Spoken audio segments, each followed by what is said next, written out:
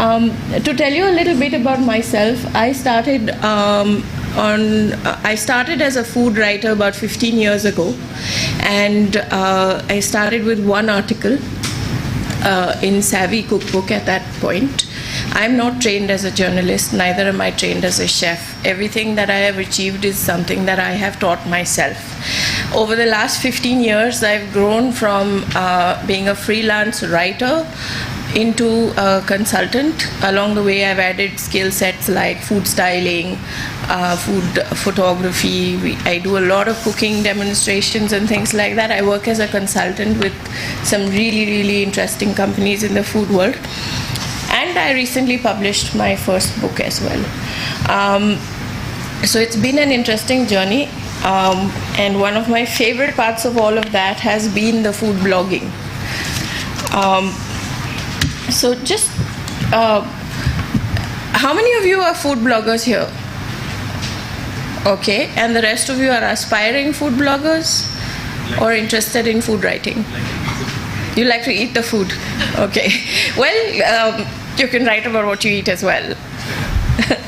So the thing is, the reason why I did this session and why it's important for all of us to understand this is today social media, I mean, we're at Social Media Week, and every day there are people talking about all aspects of social media. I'm just a really small user of all of this stuff, and I'm not very prolific on it, but I have learned certain things along the way, and one of the most important things I have learned is that content, good content, is a strength on social media. You can just go and paste links all over the place, or you can be someone who's a curator of information, and I think that really holds strongly for you, being a curator of information. So without further ado, let's get on to what is a food blog. A food blog is an online diary. To just bring it down to one sentence, it's an online diary. It gives you the option of writing about anything that you would like to. It could be, the reason why you want to, it's a food blog is because the diary is about food, but it could be anything. You know, I don't know how many of you follow bloggers. Anyone follow anyone specifically? Yeah? Who do you follow? Roxanne, okay. So Roxanne is the tiny taster, right? Okay. So Roxanne is not so much of a cook, but she loves eating. So she goes around all over the place trying out different things, restaurants, recipes, all kinds of things.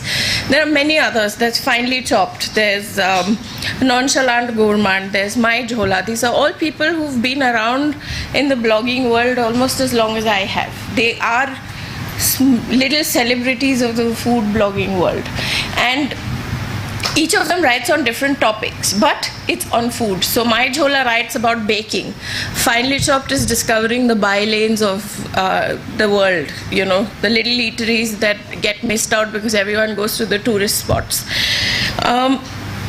It's a worldwide phenomenon, food blogging. It's available all over, and most of the time I find when I travel, the best way to get information on food in a place that I'm traveling to is through the food blogs.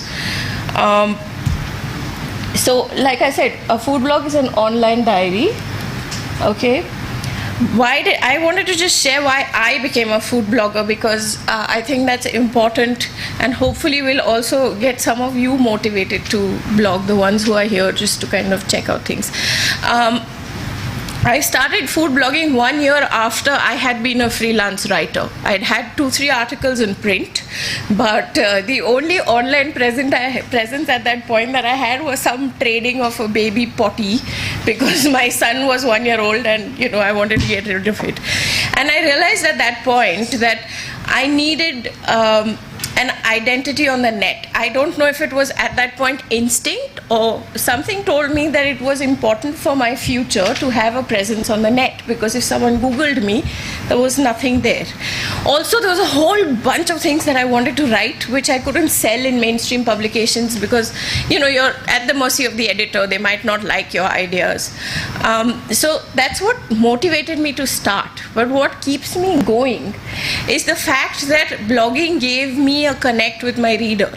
At that point, the online presence was not so strong. There wasn't so much social media. You put stuff out there in print media, and you had to wait for somebody to meet you somewhere and say, oh, I read that article, I really liked it. But you didn't know when you wrote your article and printed it whether somebody was being impacted with it.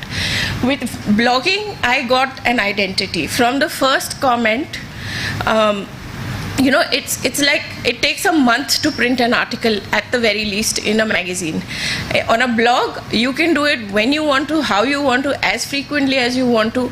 You put it out there, and within an hour you will get feedback from your readers, or somebody will like your comment, or somebody will react to it. And I think as writers, it's very important to us, because we are writers validated when they are read. If I'm writing and nobody's reading my work, I'm not validated as a writer.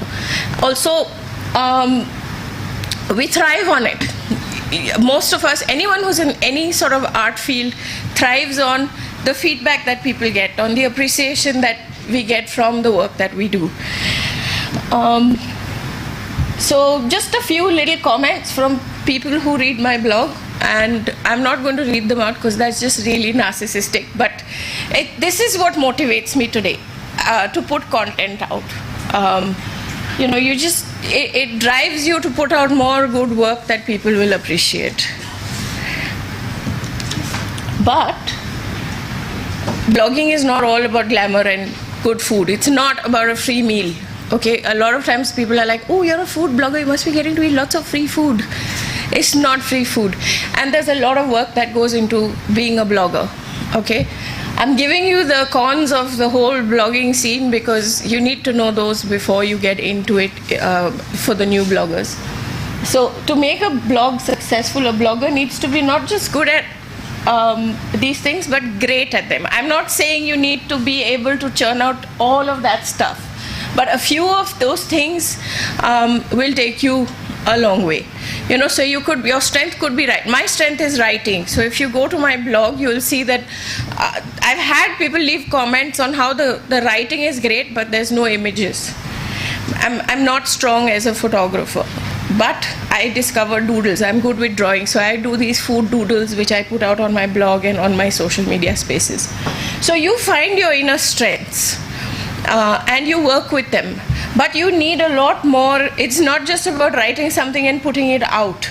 You need to be able to at least take some decent pictures, because pictures make a big difference. One picture can, put across what a whole paragraph can't. If you're a food blogger and you plan on doing recipe styling, a few food styling skills are good because it helps you plate up your food well. A basic photography, even a point and shoot camera, and learning how to frame pictures well will be of help. You need to be a designer and a marketer in that. You need to be able to lay out your blog posts nicely, spaced out well, not clog them up with a whole bunch of things. And you need to be a marketer. If you want a successful blog today, you need to be a marketer. It's also a wonderful time to be a food blogger because we have so many tools available to us that we didn't have 10 years ago when I started blogging. So I'm going to talk about some of the things that I have learned in terms of writing, as well as applying that written content to food blogging and marketing my blog. So after all these negative points, I'll just point out that you will also get a lot of this. The minute you put content out on the net, it's a free-for-all. People will want to pick up your content. People will send a lot of criticism with you. Somebody's recipe will not go properly. They will abuse you on Twitter. And people can be hurtful. Okay, be prepared for it. The reason I'm pointing these things out is not because I want to deter you, but because it's important you know and you be prepared to deal with it in a positive way. It's easy to react on Twitter. It's an instant thing, and the repercussions can last a really, really long time. Essentially, food blogs allow people to connect and share. And they've opened windows into kitchens all over the world, and that's the part you need to focus on, okay? Because you will, when you do a regional cooking blog, somebody will come and say, "Arey, but my grandmother didn't make avial like that. This is how we made it." There are two aspects of it. There is one aspect where there is so much to learn, and there is one aspect where there'll always be that one person who says, "Oh, but this is not how we do it." But it's all existing in the food space, and learning from it is what we should be focusing on. Just, so at this point, I'm sure people are asking in their heads, why are we even talking about blogging if there's so much, so much hard work involved, so much negativity that could come your way. I've just put down a few things that some of my friends have shared with me over the last few days of, what makes them blog. Why? So Harini Prakash has a blog called Tummy Ticklers, and she blogs on vegan food. And she talks about how, she was stagnant, nothing was changing, everything was structured, but blogging changed all that. I like that I can make new friends, interact with like-minded people. Being a vegan is difficult in India because it's not a recognized diet issue.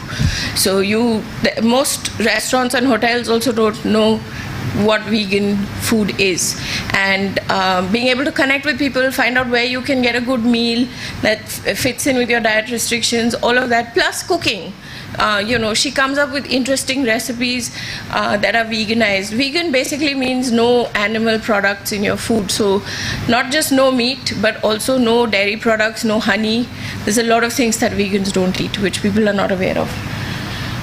One of the biggest things, I think, for a blogger is the comments. So that my friend Ria, who does a blog called Euphoria, says every comment on the blog is like a special gift. It is. So if you read blogs, leave comments, because it makes a big difference to us food bloggers. I think my most rewarding moment has been the way my readers react when they try out the recipes on the blog. That's Shanti Padukone, who runs Riot of Flavors. Again, a recipe, when it goes up on a blogger's blog, a good blogger spends time and effort testing their recipes and putting them up. So it's a big reward when someone appreciates a recipe that you've done. Essentially, blogging is a very rewarding, challenging, fun activity.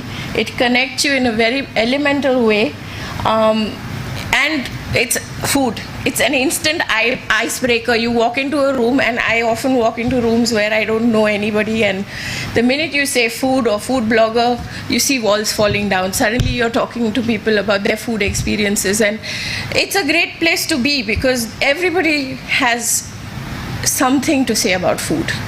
Whether they like it or they hate it, but there is something that you can talk about, and it's a great way to connect across countries, across languages, across regions. Now, here's a question for all of you, and when I say this, you really need to ask yourself why you want to blog at this point, where there is so much happening in the social media world. Before you enter into blogging, or if you are already a blogger, you need to ask this question. What's been happening is a lot of bloggers have been demotivated because with social media there's a lot of comments and criticism that comes through. The fact is that it doesn't matter what other people say. You do the blogging because you love it. And you need to be very clear on that. So this question, you need to ask yourself, why do you want to blog? If your answer is because you want to create something really beautiful, then you should go ahead. One of the main things that I feel is important with food blogging is good food content. Okay? And the rest of this presentation is mostly going to be about that. Good writing is very key to good food content. And when I say good writing, I mean it could be that you're a recipe blogger, but you have to make sure you hit the right spots with whatever you're doing. Because whatever you do to bring your visitors to your blog with social media, whether you put in hours on Facebook, on Twitter, everything, at the end of the day, if what they find on your blog doesn't suit them, they are not going to come back. So what you put on your blog is very, very important, and it's a circle. So when you have good food content, people keep coming back for more, and you can use that same content to promote yourself on social media as well. Just 3 points to remember when you're looking at content. Be authentic, post original content and show your personality. Okay, so just because someone else is blogging about red velvet cupcakes, which I think are the most done to death thing on earth, does not mean you need to do it. Okay, unless you can put a twist on it that's going to make it different. Post original content. Please don't pick up stuff from other bloggers. You are not going to like it if someone picks up stuff from you. Learn the difference between inspired by something and actually just picking it up and pasting it. It's an issue that's happening all over, but there is a word called plagiarism. It's very active, and you need to read up on it and observe some of those rules. So you can be inspired by someone else's post. You could take a recipe, but you need to attribute it to them. But it's better if you produce your own original content. Okay, because I want to hear what you are saying, not something that somebody else is saying via you. Show your personality.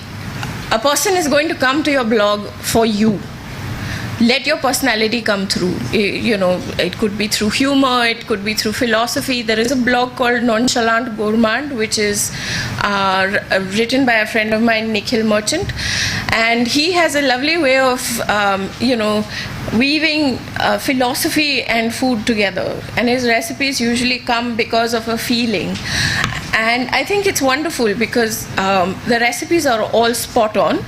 But it's always nice that there's a story coming with it. And the story is not, it's about him, so it's something different. I go back because it's something different, and his recipes are unique. So I'm going to share a little bit about what is food writing, and this is very applicable to food blogging as well. I talk about articles/blog posts throughout because it's very, very intertwined. Okay, a lot of food bloggers today are food writers. I started out as a food writer, but I applied a lot of my learning as a food writer to food blogging. So the rules or all the learnings I'm going to share now apply to blog writing as well. Food writing is essentially writing on food. Okay, but it could be anything. It could be, food writing could be about your mother's recipes or your grandmother's recipes. It could be family recipes. There's a blog called Sindhi Rasoi that talks only about Sindhi cuisine. There is a blog called Anam Par Brahma, which only talks about Koli Maharashtrian food. And each of them offers you a perspective that you haven't perhaps explored before. So it could be about that. It could be about, there are people who write only about breakfast. There are people who only write about baking, people who write only about desserts. It's a, you can choose what you want to write about, and you can write on it. You can explore it. You can, just go nuts with it. It's your blog. Okay, there's no editor who's going to say, don't write about something. You decide what you write or what you don't write. Just here, for new bloggers, the question might be at this point, what should I write about? Okay, and existing bloggers probably want to ask, am I writing about the right thing? I'm going with the assumption that the people in this room are here because they want to learn about blogging or they want to better themselves as bloggers. So that's why these two questions. So I want to tell you something here. A lot of people get into blogging because of, they see people who are making money out of it, or they see people who've got success and fame out of it. And those are all great reasons. But at this point, what you need, your primary focus should be to put out the best content that you can. Okay, because like I said earlier, people will come through because you've tweeted a link. If they don't like what they see, they are not going to come back again. So your focus should be, it's like when you invite someone to your house, you will make it, you'll tidy it up, you'll serve up the best food that you can bring out. You will make those people want to come back to you. And it's the same with the blog. Your blog is your online space.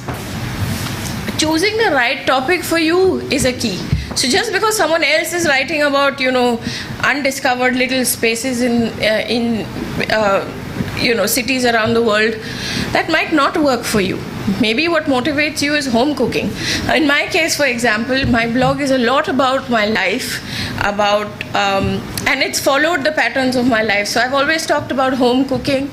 I talk about how people are.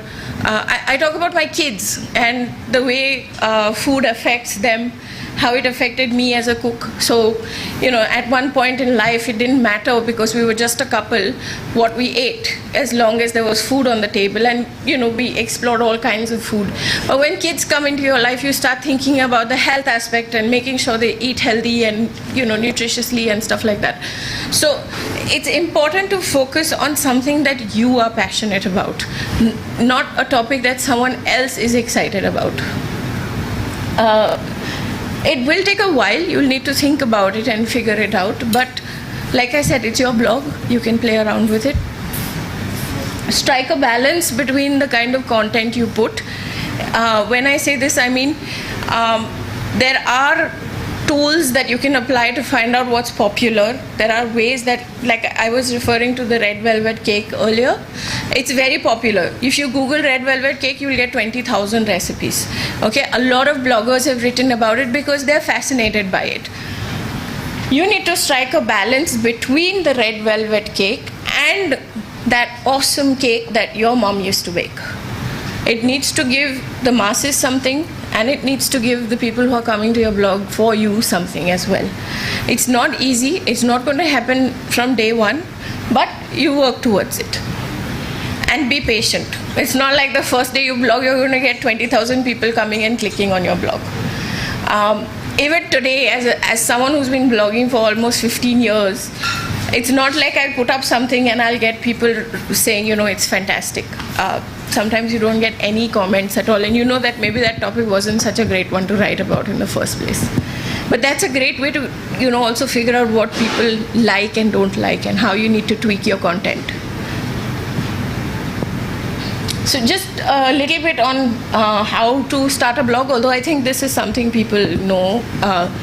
Pick a blog site like WordPress or Blogger. I use Blogger, but I'm told WordPress is much better if you want to do things with your blog, like monetize or take it forward into business.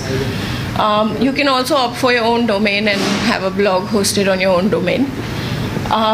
Registering on the ready sites is really easy. It takes just like 3 steps. To do your own domain, you might need to get help from a professional. One thing, if you're going to register on a ready site, is plan your name and your theme.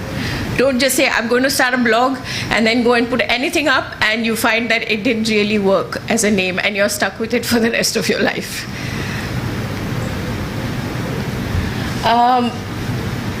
When you are writing on food, when you're planning ideas, every post that you write should motivate your reader into the kitchen or the nearest restaurant after reading it. When I say that you need to focus on your content, this is what I mean. And you might not always hit the right notes on every post, but you should attempt to. You should have a template that you follow in your head about what you want to put out as content and work towards it. Maybe not every post will come out, but a few of them will. So I'm going to talk now about basic things, structure of an article or a post. Okay, you need a theme for your blog post, and when you think about a theme, does it work in the overall focus of your blog? So if I'm writing on home cooking most of the time, does it work for me to suddenly talk about a restaurant? maybe I want to talk about a restaurant, but how do I weave it together correctly? So how I usually write about restaurants is something that inspired me from a meal I ate at a restaurant. I try and cook with it, or create a story around it and then put that up. Another thing that you want to start out with a blog post or an article is an outline or a frame. So plan how your flow is going to happen. Something that I see a lot of in food writing is a lot of people tend to go all over the place, so they'll talk about the history of something, then they'll go across to, where they ate it, which was nice, and then they'll come back to, a recipe for it, and then go somewhere else. It's not structured. So it's a good idea to start with a structure. If you're writing about, say, eggplants, for example, you want to start perhaps with the, writing a little bit about the history of eggplants and how they're used around the world, or maybe how they're used in different parts of India. Then come down to the attributes of an eggplant, then talk about the ways you can cook it. So it's just following a certain, pattern, which also is helping the reader understand where you're coming from. And when I say outline or frame, I just mean take a piece of paper, write the 4 aspects you're going to cover. I'm working on an article on dal at the moment, and what I've done is I've made a sort of frame wherein I've said, okay, first I want to talk about the history of dal and how it's so important in Indian cuisine. Then the different kinds of dal that I eaten around India. It's a vast subject, so you also need to figure out how to. When you have a frame, you can learn how to leave things out, or you can choose what you want to leave out. And then I'm talking about a couple of classic recipes of dal which are very popular, or 1 or 2 of them are also recipes that I have eaten at friends' houses which are brilliant. In our house, I grew up in a Gujarati house, we used to have dudhi chana dal, which I thought was like the most boring vegetable on earth. And it would be made on the day when there was like no other vegetable. But then I ate it at my friend's house, and she's South Indian, and she does it with coconut and pepper. And it was the most wonderful thing I tasted. It changed my view of dudhi chana dal. So that's what I wanted to share, that, we might have something, dal is like an everyday thing. We eat it on a daily basis, but every house you go to has a different way of making it. And every house you go to has something special that they do as dal. So an outline or a frame helps me plan the content that I want to put in. Then I can decide whether I want to speak to somebody, get their recipes, get their quotations, weave it into the article or the blog post. So your topic will tie into the theme of your overall blog, like I said. It's important to know the message you are trying to convey with your post. There is one blog post that I have been wanting to write for a really long time about spoiled things. So all of us love wine, all of us love mushrooms, we love vanilla, we love tea. All of these things come from the base ingredient getting spoiled. Okay, but I haven't been able to come to a conclusive way of tying in the chemistry aspect of it. What is the thing that, it's all fungus. All of those things are fermented to make them into the flavors we love. Wine is fermented from grape juice. Tea leaves are fermented to get the actual tea flavor. Coffee beans are fermented. Vanilla beans are fermented. Cheese is fungus. Mushrooms is fungus. The most expensive things that we love to eat are all spoiled, actually. But I've not been able to bring it into a conclusive post. So, if you do need to look at your message, because you might spend a whole lot of time writing up a post which doesn't quite work, and if you feel that it's not working, maybe you don't want to put it up just now. Maybe you want to write up as much as you have and then come back to me after a while when something strikes. Don't put out something that you yourself would not read. You are your own editor. And when I say you are your own editor, you need to decide what works for your blog and doesn't work. And you need to be strict with yourself. For example, me with this presentation, I have 40 slides. I have a really hard time not putting things in because I want to share so much. But at some point you have to learn that you need to leave some stuff out just so that you can focus on the important things. Some things that you could write about, ingredients, cooking methods, dishes, food exploration, food trends. You look for information on this all over the internet. See what your friends are talking about, see what people are talking about in the media.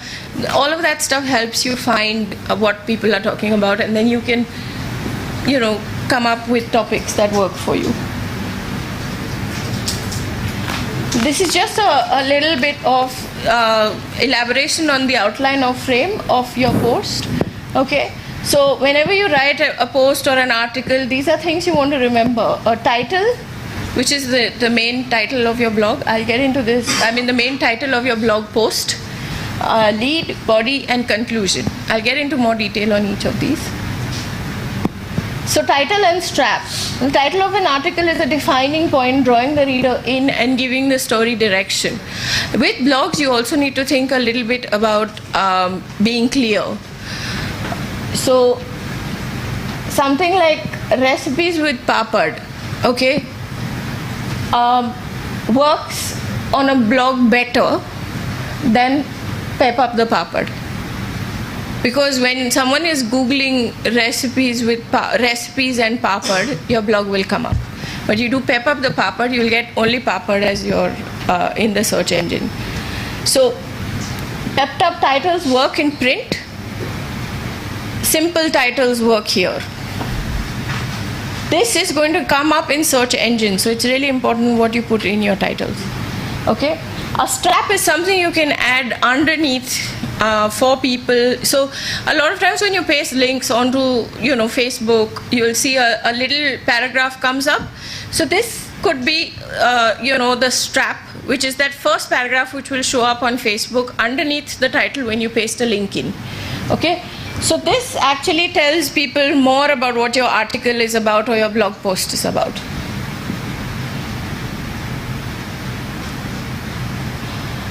An introduction is the first paragraph of your post, and this is where you can start out with something personal, or you could start, which is like an anecdote, a story of something that happened to you, like how I fell in love with chana dal with my friend's chana dal. A quote, something famous that a food person might have said.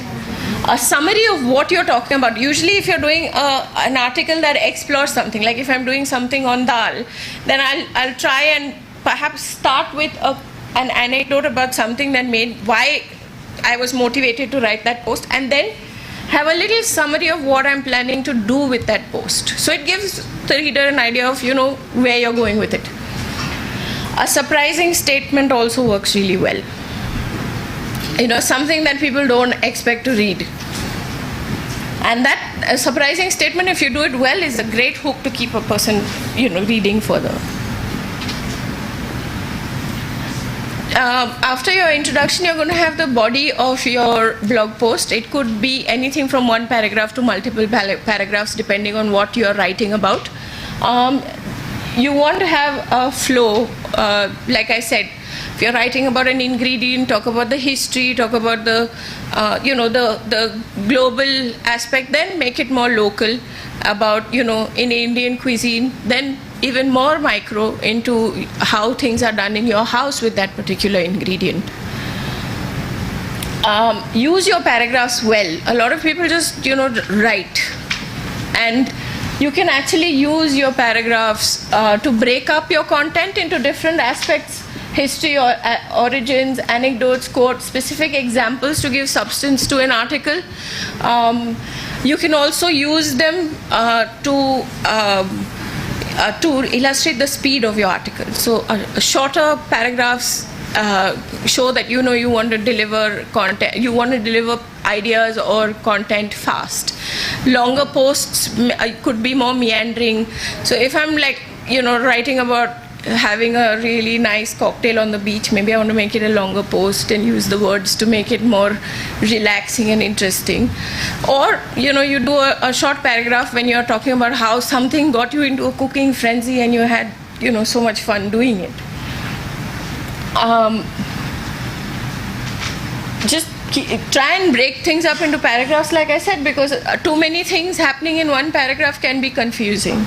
Okay, Play with your sentence lengths as well. When you want to denote speed, use shorter, more staccato sentences. And when you want to denote, easy, slow cooking, then make them longer. These are just things that you can use to make your writing more interesting. Conclusion: to summarize the main point of your article and confirm why you wrote that article in the first place. Many people make the mistake of just, doing a very trite conclusion, and it's like, we climbed a mountain and, okay, that's what we climbed up for? It's that disappointing. So make sure your conclusion is really kind of tying in with your article and leaves the reader feeling like, wow, I want to come back and read more of this.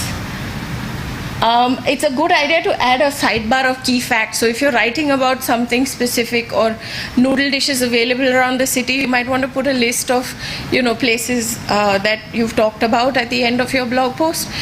This helps me, if I decide I want to eat something you've talked about, find the restaurant in question. Edit. Like I said, you're your own editor. Nobody else is there to do it for you, and be mean to yourself, because approach your blog like you would approach someone else's blog. What do you want to read? Why are the blogs that you read the ones that you go to? Because there is something that those people are doing right. You need to apply the same rules to yourself. Would you come and read your blog? If you aren't going to come and read that post, then you might want to rethink it. I think this is really important for any writer, especially when you're a blogger, because people who follow blogs come to your blog because of you. They're coming to read what your ideas on something are.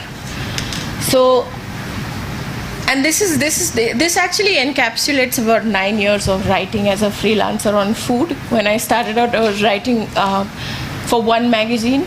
By the time I took a break, 4 years down the line, I was writing 25 articles a month.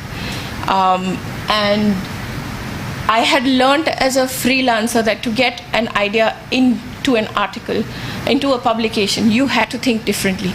They have journalists in-house that are going to do all the beat topics anyway. So how do I get that editor interested in my article? By coming up with something different. Okay? So, first of all, on developing ideas, okay, there are thousands of places you can go to find ideas. You can, magazines, newspapers, TV, walk around your local market, and pick on the things that are interesting to you, because that passion will come through in what you write. Developing those ideas, then you want to think about how you want to take through that article onto your blog, that post on how you want to write about that subject. I remember doing a feature on potatoes once, and I mean, you think potatoes, but then when you think about it, there is no cuisine in this world that does not have a recipe for potatoes. And there are very few people who don't like potatoes. So it's a huge subject, but how do I make it personal? So I went and I sat down with the people in my family, and I figured out that the 6 recipes that were the most popular in our family. And then I told the stories of how those recipes happened or the people behind those recipes. So I made it very personal. I'm not saying that everybody wants to read about what your family eats all the time, but I'm just saying that I can, when I'm making it into a special subject, I'm talking about potatoes, but how they're relevant to me, or you can look at how they're relevant to your readers. After a while, you'll have mapped what works on your blog. So for example, in my blog, there is one article that I wrote years ago on antipasti, which still gets more hits than a lot of others. So I could do something on potatoes, use, antipasti recipes for potatoes. I'm giving my readers what they want, as well as writing what I want to write about. So you need to come up with unusual points of view. Like I said earlier, if you want to write about a red velvet cake really, really, really badly, find a different way to write about it, so that I'm going to want to read it, because I don't want to come to a blog for another recipe on red velvet cakes. There is one lady who's gone back into the history of red velvet cakes and figured out the tradition behind it. So traditionally, red velvet cakes were made with beetroot to sweeten it, and that's what gave it the red color. The current red velvet cake is just a chocolate cake with tons of, like, a whole bottle of red color in it. So any mother who's got like the slightest interest in her child's health is not going to give her child a red velvet cake. I won't. And I'm sorry for bashing the red velvet cake so much, but it's a classic example. A really important thing that you need to focus on when you're writing a food blog is describing flavor. It's a primary problem that, we can't seem to go beyond yummy, delicious, and this hideous word that's come out now is this nom nom. I really don't get it. I don't know why anyone would want to describe their food as nom nom. It basically replicates the sound you make when you're eating something really yummy, but it just doesn't work for me. So I think, it's important to get flavor descriptions well. Sometimes it's not possible to describe a flavor per se, okay, because obviously you don't want to write oodles and oodles on chili flavors. We all know they are spicy, but you could use the setting to kind of describe your flavor better. Perhaps you had a really interesting fruity cocktail on a beach in Mauritius. So you talk about how the beach was so hot and, there was a cool breeze blowing through, and how the cocktail was so refreshing because of the heat and the humidity around you. So what you're doing is you're triggering similar memories in your reader. He's identifying with the time when he was on a beach in perhaps Goa and he had a kiwi cocktail or something like that. So that's another way to kind of bring out experience and flavor in your writing. It's important to find your voice. Most of the writers that you admire, whether they're food writers or outside of food writing, have a voice. So think Veer Sanghvi, think Rashmi Uday Singh, think Kalyan Karmarkar of Finely Chopped. When you read their work, you can hear them talking in your head. It's not something that will be easy to do, but 5 minutes? Okay, sorry. We started late, so I don't have too much more time. Okay, cool. So, like I said, find a voice, because your voice is, again, part of you. It's going to bring people back. 3 things to remember. Okay, one main thing here, please throw out words like delicious, yummy, and lip smacking, okay? I mean, they're good. If they do work in certain contexts, and by all means use them, but they're not the only words you have. So a great way that I find of, coming up with new ways to describe food is by maintaining a food diary. So when I find something I really like, I put it down in a diary, and then, it's a great way to get inspiration, or, just read through when you are looking for new ways to write stuff. And that whole exercise of writing something down manually helps you remember better. Remember these things. Be your own editor. Okay, be mean to yourself. Ask yourself, so what? That's a really great question. Oh, I have written this really great blog post on potatoes. So what? How is it going to affect my life? Ask yourself that. It's going to help you write better blog posts. Read your work aloud to yourself. Does it sound good? Is the reader, and the reason I say read it aloud to yourself is when you read it in your head, you're not actually reading it like an outside person. When you read it aloud, you're actually reading it aloud, so your ears are listening to it. Does it sound good? If it doesn't sound good, maybe you want to rework it. Go against convention. Try and do things differently. Just because everyone's writing about something doesn't mean you have to. I think it would be nicer to come to a blog. I mean, I don't want to read the same restaurant review on 20 blogs, right? How do I make it different? How do I write about a restaurant? I have a friend who once went to the same dinner that a whole bunch of food bloggers went to and wrote about the toilet in the restaurant because she loved it. So, but it was nice because, you weren't ending up reading the same review on 6 other blogs. And remember the words not to use. Remember not to use nom nom, please. Okay? Create a food diary. Some types of articles found in food in India, which could be used as blog posts as well. Food news reporting, things that are happening in the world of food, GM crops, and how they'll affect how we eat. Interview and profile of food personality. Recipe features, take an ingredient you love and work out different recipes from different cuisines and talk about them. It's always nice as a cook to come to a blog where you can get new ideas on using the same old ingredients. Reviews, reviews of restaurants, products and books, of course. And food features. I love food features. Food features are the articles that explore something, and it's just writing. There's no recipes, there's no reviews. It just talks about a specific food, a specific dish, where it came from, what you can do with it. I'm going to skip the details on this stuff because I want to come to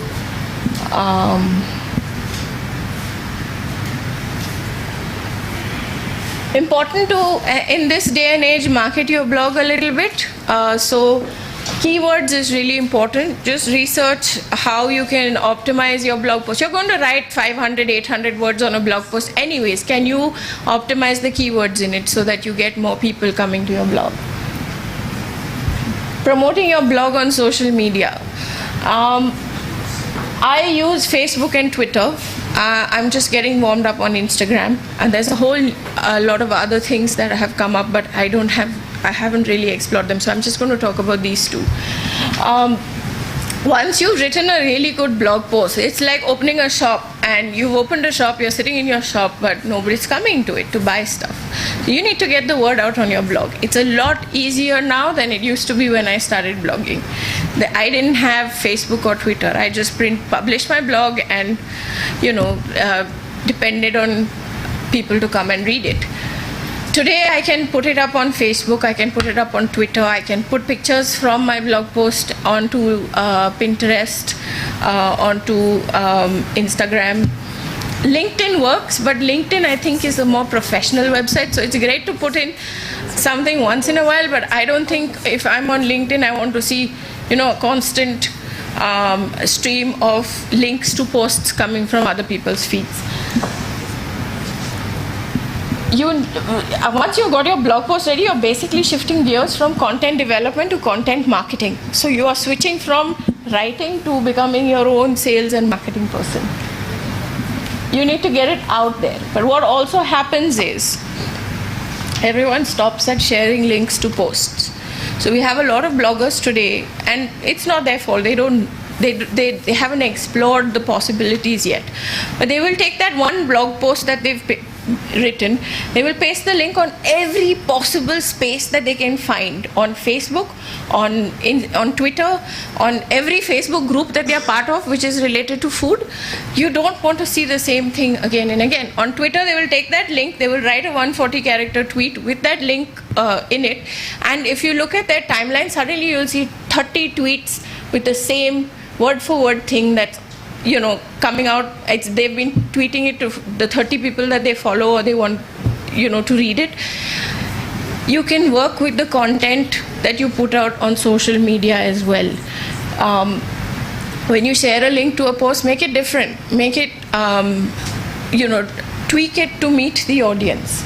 So when I want to share a link on Facebook, usually it works to put it with a picture, because Facebook is very much about visuals and pictures and infographics and graphics. That's what catches people's eyes.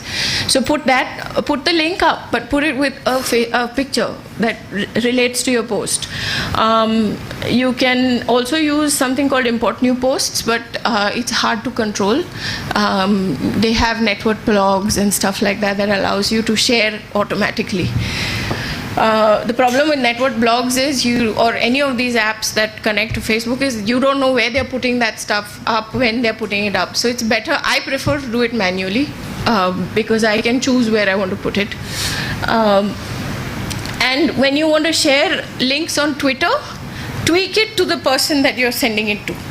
Of course, you can put a new blog post announcement, but then you want to perhaps, if I'm sending it to someone who's into, really maybe someone really likes potatoes. A blog post on potatoes, I know you like potatoes, here's my new blog post. You can choose to set up a fan page on your Facebook because it's going to help you separate your personal from your blog audience. It's out there. You might not want everyone who's reading your blog to be on your personal Facebook page, so it helps you with that.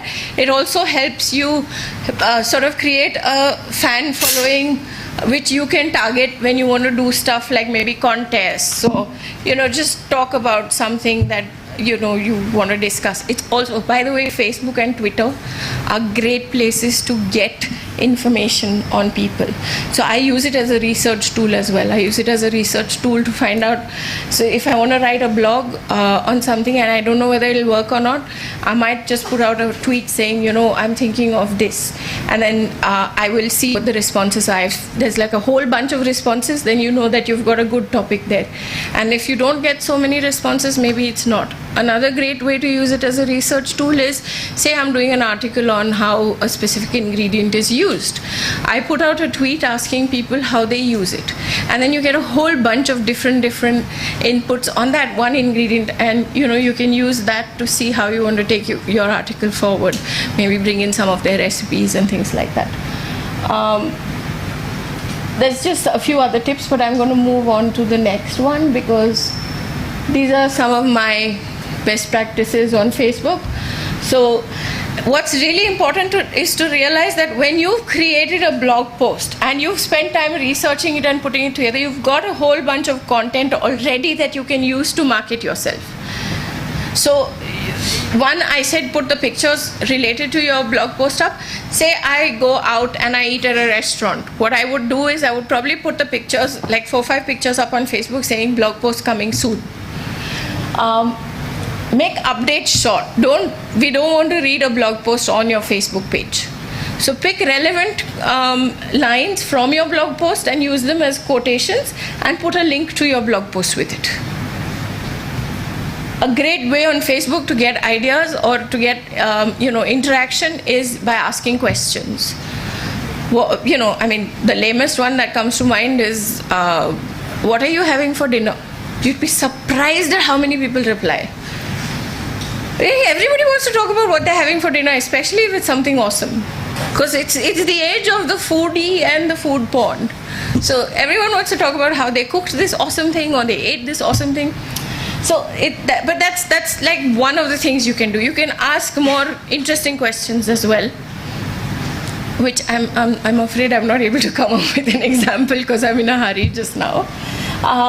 But host contests, that's really, really interesting. So I did a contest on pakoras in the monsoons a couple of years ago, and I had this was when there was no Facebook and Twitter. My blog hits went up to 600 a day. All I did was host a contest where I said that send in recipes and I will pick the 3 best recipes and send out a hamper of some things that I've made myself. But it was just such an interesting topic. It was amazing. I was shocked. I had no idea I would get that kind of response. It's never happened again. But host contests, people like to participate in things like that, especially things like recipe contests, because then they're putting a bit of themselves out in a competition. Share other people's blog content. Very, very important. It's very easy to share your own content. But if you become a curator of content, it's going to work in your stead. I have been doing that for a really long time. It's one of my, it is one way was to it showcases your knowledge in your sphere. So if you're a baker and you share interesting articles on baking, interesting recipes from blogs on baking, you are reaching out to other bloggers and getting a lot of goodwill. Maybe they'll share your stuff as well. But you're also showing your audience that you are all about that subject. So how many of you, if anyone, follows me here on Facebook or Twitter? Oh, wow, I'm impressed. Okay, so what is the one thing that comes to your mind when you talk about me?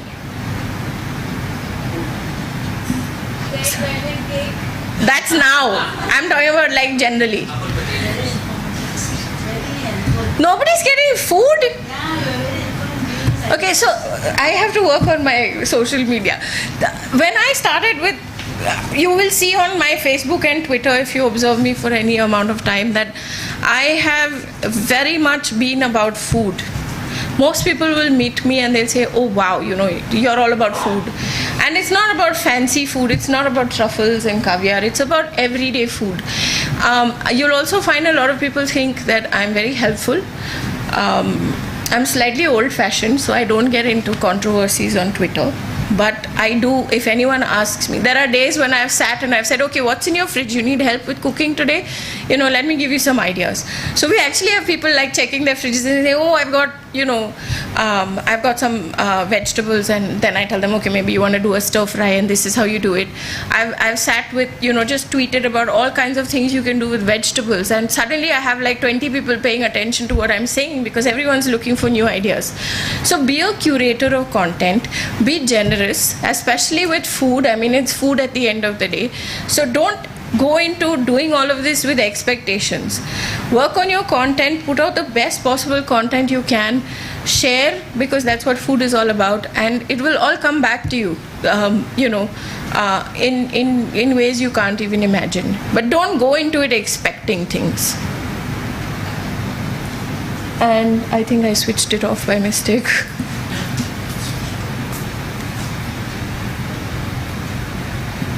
So just a few tips for Twitter, and I think this is the last one. We should be done now. Like I said earlier, don't put the same tweet out the same way. Try and change it every time you put it up. Curate content, links, blog posts, info that ties into your subject matter. Try not to have too many diverse subjects to talk about also, because that makes it difficult for people to it's not, you can only put out so much content. You'd rather focus on doing one thing well than, 10 things badly. Tag people. The great thing about Twitter is it allows you to tag people, but be careful. Don't just tag strangers. It gets annoying. I have people tagging me with recipes or, with here is something for you. And it's not that I don't like to read it. I'm actually going and reading those blogs anyways. But when you keep tagging, I have a caterer who keeps tagging me with the food he's cooking.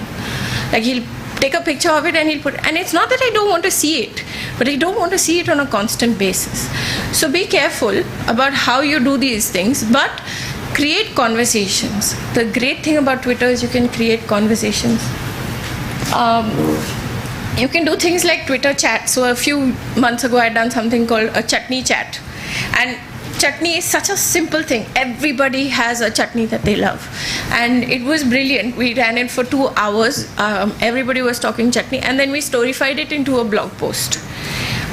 So create conversations, start debates in a good way, not a bad way. There are a lot of people who use Twitter as a place to express opinions and create strife. But when you do things like that, you usually also get slapped with that slightly negative image. So do happy things. Somebody, it's not the most flattering, but somebody compared me to a Victoria sponge cake recently on Twitter because she follows me, and she said it's because, there's always something nice when we come to your page. We always get to read something interesting, something positive. And the Victoria sponge part is because of my old-fashioned outlook. So I don't want everything out there. You won't read about my family or, the strife or all the sad bits of my life. They're there and they exist, and I do talk about them, but I don't go on and on about it. My life is not up there. I talk about food. I talk about cooking. I talk about doodling because I do a lot of drawing. And encourage questions. If you're confident about the subject you're talking about, it's great to encourage people to ask you questions, because Twitter is public enough that other people are watching you, so you are answering someone, but other people are noticing that you're open to discussions, and that they might have a question sometime that they want to ask you. So be open, but be careful. And that's my last slide. People follow you on your blog or on Facebook or wherever it might be because of you. So make sure you deliver on that. Let yourself come through on what you do. So that's it. Thank you.